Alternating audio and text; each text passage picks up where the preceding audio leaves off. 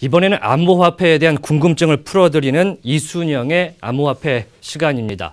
네, 경제팀 이순영 기자와 함께 하겠습니다. 네, 안녕하십니까? 네, 안녕하세요. 네, 일단은 비트코인 가격이 주말 동안에 다시 한번 상승세를 탔습니다. 어떻게 보셨습니까? 네, 그렇습니다. 지금은 약간 좀 둔화되긴 했지만 어제 밤까지는 뭐 19,800달러 선까지 오르기도 했었는데요. 시카고 상품거래소의 비트코인 선물 거래 개시를 앞두고 기대감이 커지면서 가격을 끌어올린 것으로 분석이 되고 있습니다.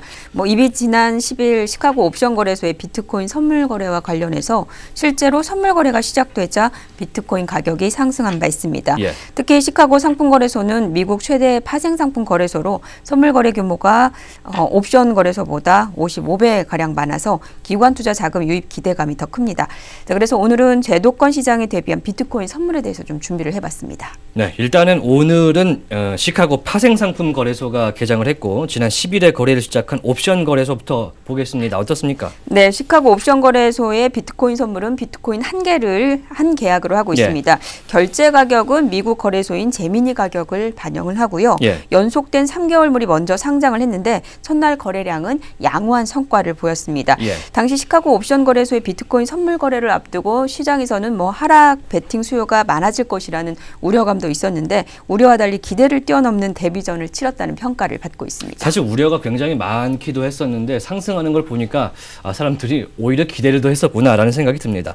그리고 일주일 만에 시카고 상품거래소 CME죠. CME에서 비트코인 선물 거래가 개시가 됐습니다. 좀 이걸 자세하게 설명해 주시죠. 네, 시카고 상품거래소의 첫 선물 거래는 우리 시간으로 오늘 오전 8시에 시작이 됐습니다. CME에 따르면 비트코인 선물 가격은 비트스탬프, 지닥스, 이빗, 크라켄 등 비트코인 거래소 4곳의 가격을 반영해서 결정을 합니다. 4곳의 가격을 반영하는군요. CBOE 같은 경우는 제미니 시세로 결정을 했는데 좀 차이가 있군요. 네, 그렇습니다.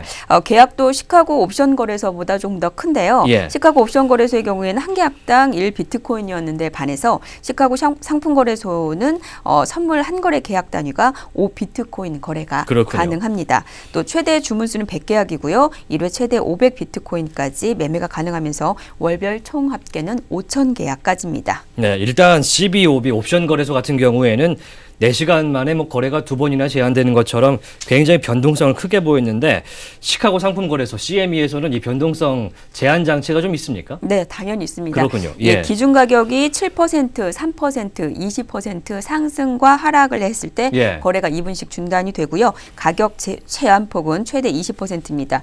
트레이딩 시간은 우리 시간으로 말씀을 드리면 매일 오후 5시부터 6시까지 그 1시간 휴장을 제외하고는 일요일부터 금요일까지 거래가 계속됩니다. 네. 그러니까 미국이나 일본, 뭐 영국 같은 데는 이 암호화폐 거래가 제도권 안으로 지금 들어오고 있는 상황인데 우리나라는 사실 이 뭐 선물 거래라든지 전부 규제 방침에 가까워지면서 좀 리스크가 부각되고 있죠. 네, 우리나라의 경우에는 과열이 심해지자 정부가 고강도 규제에 나서고 있는데요. 은행들은 연내 암호화폐 거래소 가상 계좌를 폐쇄하는 한편 또 기재부는 뭐 암호화폐에 대해서 양도세와 거래세 과세 논의를 착수할 것으로 알려지고 있습니다. 또 거래소들 역시 정부 규제한 대로 1인 1계좌 거래를 시행하고 또 신규 암호화폐 상장을 당분간 유보하는 등 과열된 시장 분위기를 잡기 위한 자율 규제안도 내놨습니다. 사실 뭐 규제를 한다고는 하지만 뭐 이런 리스크가 상존하는데 암호화폐 시장이 워낙에 우상향을 그래프를 그리고 있기 때문에 투자자들도 이 규제냐 아니면 상승에 타야 되냐 좀 갈피 잡기가 어려울 것 같은데요. 전문가들의 뭐 선물 시장 영향 어떻게 보고 있습니까? 네, 일단 한국투자증권은 비트코인 선물이 기관 투자자들의 참여를 끌어들여서 시장의 유동성을 증가시키고 또 그동안 개인의 투기 심리에 의존해 있었던 그 비트코인의 움직임, 그 변동성을 낮춰줄 것으로 내다봤습니다. 무엇보다도 비트코인의 적정 밸류에이션에 대한 합리적 논의를 기관 투자자가 주도해 나가면서 진정한 투자 자산의 유치를 확립하는 데 큰 역할을 할 것으로 기대한다고 밝혔는데요. 안혁연구원은 비트코인이 금과 유사한 속성을 갖고 있기 때문에 비트코인의 투자 목적은 안전자산 확보에 있다며 장기 적립식 투자 전략을 추천했습니다.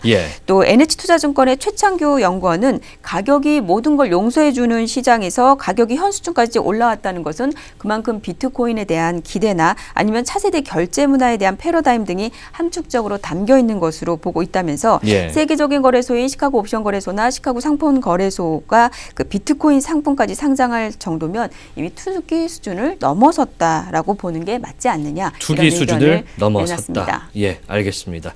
말씀 감사합니다. 지금까지 이순영의 암호화폐 이순영 기자였습니다.